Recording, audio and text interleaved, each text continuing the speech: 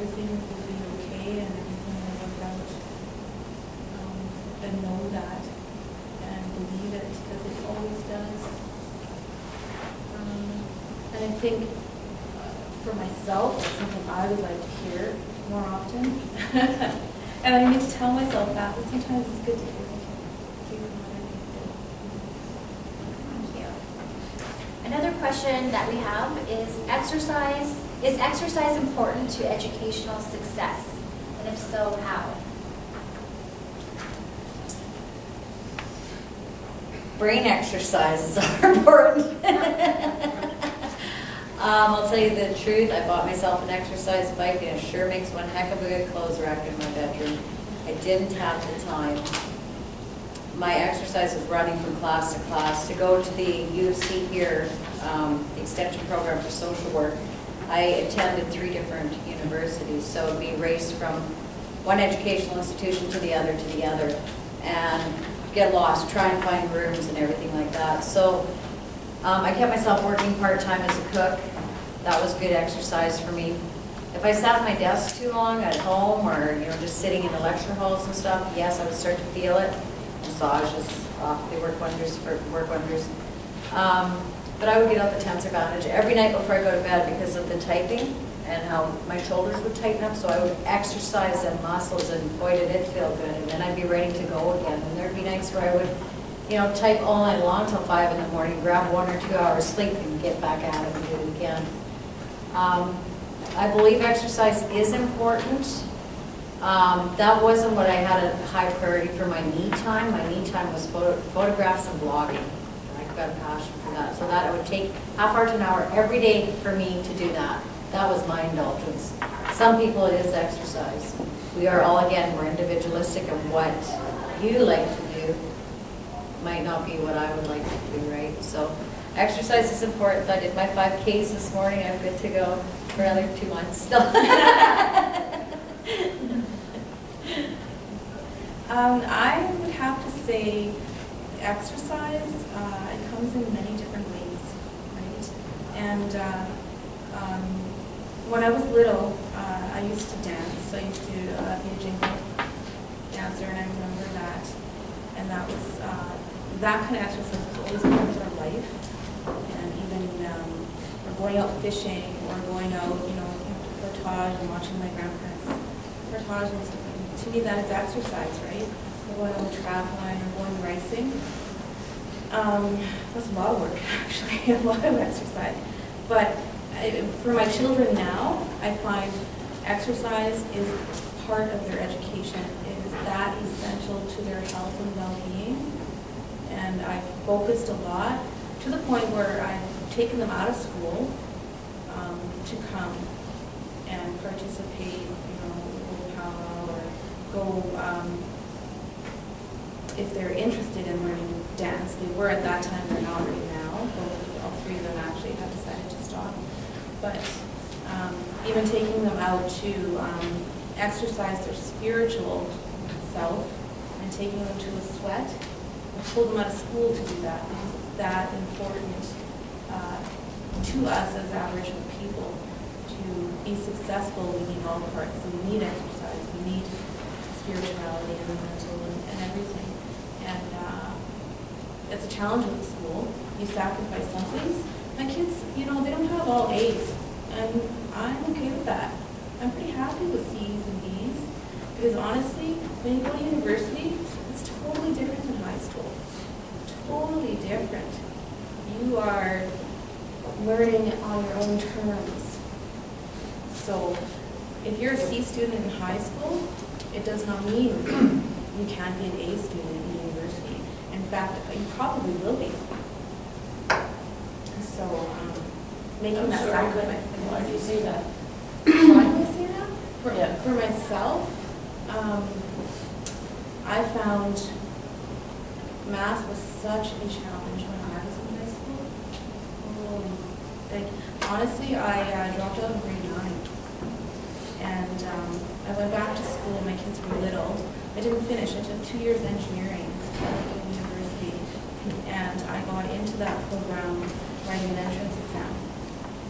And I had not even grade 9 math. So that's why I think I was just ready at a later age and took the time to, I didn't even like study lots, you know what I mean? Like university, you have to study, of course, but it's different. It was so hard when I was school. When I went to university, it was just completely different. And you don't have as many things going on in your life.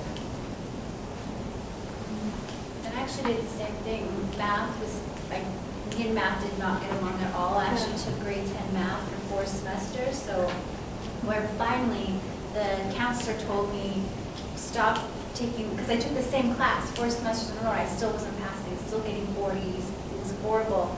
Finally the counselor took me to the side and told me, don't take this class anymore, you need to get a tutor and do it from home. But eventually I got into UBC, into science, and it was totally different in university. It's like everything just clicked. Like all the classes kind of all clicked together. I think that, I'm just going to add to that, I think that because once you hit the university level, you are getting into something that you're interested in studying. I'm not good at, I'm not the best at math, I'm not the worst, right? But sciences bore me, everything else that bores me. My passion is in writing. And so getting into social work was right up my alley because it's all essay, essay, essay, and I can write what I'm passionate about, incorporate the research, but the words dance on the page because my heart is in tune. This is where my heart belongs, right? So whatever we choose to study, it's by choice, it's not forced upon us. So I think that's where the difference is. You know, you can be a C student, but you're C all the way around. So, you know, you're walking in the middle there, which is no big deal. You get to university and chances are you will excel because you're passionate about what you're getting into. It's your choice then. But the only thing about being a C student in high school is that when you go to university, it kind of closes some of those doors to the selections of what you want to be because your marks are low. That's how I feel anyways. Yeah, and I think it depends on the university too. You know, U of A, they have different standards than, say, the Athabasca University or something like that, right? UBC as well. Yeah, and UBC actually has a really good Aboriginal program. Yeah. A really good one. That's the one you were in. So yeah, I think The standards are different, but there's also room for negotiation. Yeah. And that's something I think we have to start utilizing. So going to a program, I'm talking about this because I sit on that Young Indigenous Professionals Board, and what that is Canada's Aboriginal graduates we've got together across Canada and everywhere to mentor, to support each other. And part of, getting into a program, not everyone will get into an engineering program. I went there and I talked, and I negotiated, and I said, I can do this, give me a chance, yada yada. It won't happen for anyone, but you got to take that initiative and go out there and say, you know what, give me a chance, let me show you, and do it. And there's always room for negotiations. There's always room to make some kind of give and take partnership. And we're good at that. As Aboriginal people, we know how to trade and barter then. So start using those skills again, I guess. I just add that I don't even have a high school diploma and I'm receiving a bachelor's degree and I'm pursuing a master's and I don't have a high school diploma. Bartering, like you said. I talked my way right in there. Yeah, I did the same thing too with my job because I don't have a high school degree. And we'll be going, and I'm going to go through Athabasca University actually but I work at the museum and I started volunteering and just started meeting, and showing what I do and my knowledge that I have, my traditional knowledge that I have, and now I've been at this museum for 7 years and do what I do with the kids. So, yeah. But we're not advising you to drop out. No. That's all we're saying, because I'm going to go back, but you don't have to do it the standard way. There are other ways of getting into that program besides doing it, having A's all the way through, right? Yeah. There are other ways to get on, definitely. So we have time for a couple last questions. Do we have any questions in the audience that haven't been answered or comments? So we have one last question then. I'm new to the city. What advice would you give me? So it could be maybe where to live, where to go, who to talk to. And we have the AWPA, but maybe there's anything else? There's also, I used to work at Boyle Street Community Services downtown. It's a homeless drop-in. They also have a partnership with Ventero in the city. They have an Aboriginal New in Town program. So if you're coming to Edmonton looking for, coming here for a job or school, they will help you in the search to find housing, to get to know the city, to get to know people in the city. They're basically a resource hub, and they will, if you are scared to take the bus, they will take the bus with you, so you have a transit system, stuff like that. For me, that's huge. I still haven't taken, well, I have taken the LRT in the city, the bus, or transferred from another bus, because that really scares me still. But, you know, so if you don't have a car, I mean, that's something important. So it's one of the services here. Edmonton has a ton of Aboriginal agencies that will assist people. Yeah, in the city of Edmonton has their Aboriginal, once they do court office, that they have that guide to Aboriginal Edmonton. Yeah. And it's a nice little coiled book, and there's all kinds of everyone that's in the city or surrounding area even are in there. I have to say the Friendship Center has a lot of programs, more so than when I think I just came out of downtime. Yeah. But things are going really well for them too, so things are coming back. And there's also Wichita-win. I'm not sure how much community or interaction they have there. Creating But, hope. yeah. Society.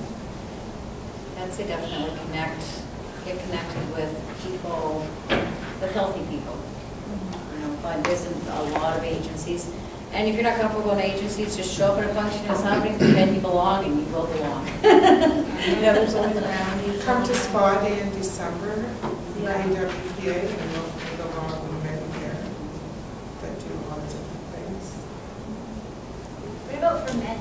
Is there anything out there for men that you know of? Or? There's not a lot, and Kathleen and I are kind of, you know, she has all boys, I have all boys, and, you know, I think about them all the time, you know, what we can do to support our men, and so. There is, I know Creating Hope has, I think they have a group, or they might be having a focus group for men, because I think that's a new thing going on in the city, where we're trying to establish some supports for Aboriginal men moving to the city, especially our young men going to school or whatever. They need that. So it's starting to happen. And AWPA had their Aunties and Uncles program, so that was neat. But I think for accessing sports, my kids are in football, you know, there's lacrosse, there's so many different opportunities here in Edmonton, just because of the size of the city. Community leagues, definitely sign up for that if you're new to the city. The Milner Library has a lot of programming there, Stanley Milner downtown. You know, there's maybe Child and Family Services that has a really good GU group for kids. Some of the schools through Edmonton Catholic hold powwow groups, so people, you know, learn how to traditional dance and so forth. So, yeah, I don't know, there's programs out there. I'd like to thank all of you for staying with us for this whole hour of the question and answers. And also want to thank the Aboriginal Women's Professional Association and the Dreamcatchers at our conference as well to have us. If you guys have any questions, please feel free to come down, or if you want to talk to one of us one-on-one, please feel free to come down. Thank you again. And all our brochures and our annual report is here, and like I said, our next big event is in December for the Spaudacious Day, so if you're in the city or available, come and share the day with us. It's going to be lots of fun. Thanks, Wendy. Thank you. I'm going to pass it.